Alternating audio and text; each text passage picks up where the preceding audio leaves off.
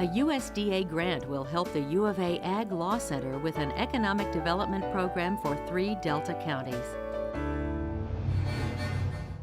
The grant is for $225,000, and it's going to be used for the development of local and regional food systems in eastern Arkansas, principally in 3 counties, which would be Jefferson County, St. Francis County, and Phillips County. Harrison Pittman is director of the National Agricultural Law Center in the university's Division of Agriculture.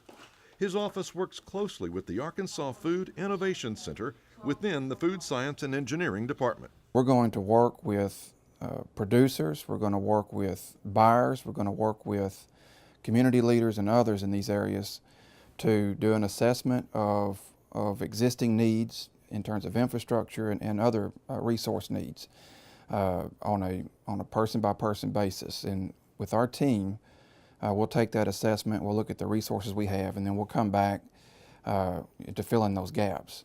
Renee Threlfall works with a variety of clients who are taking advantage of the services provided by the Innovation Center. We had here, located in the Food Science Department, a pilot plant area, and where we can use teaching and research for the University of Arkansas Food Science.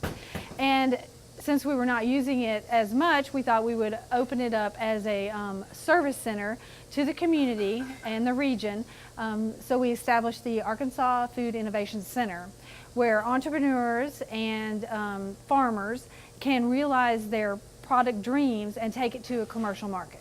The grant funds will be used to take the concept of the Innovation Center and develop a similar system in the target counties as part of USDA's Strike Force initiative.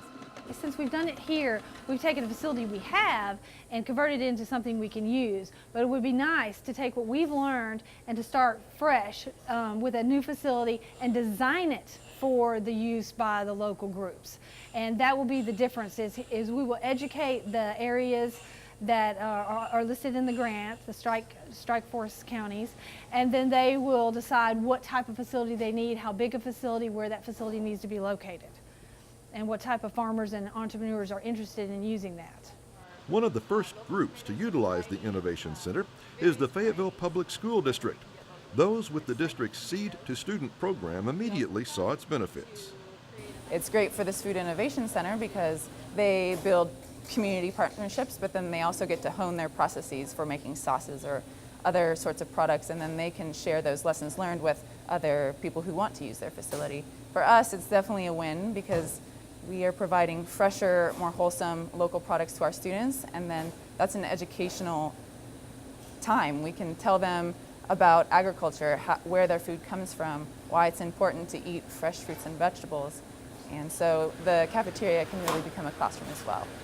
That's the key behind what the success that the Food Innovation Center's had here. And those lessons, anywhere they can be carried forward, whether it's in these 3 pilot counties or anywhere else in the Delta or other parts of the state, that's really the economic platform for this really being a viable success for many producers.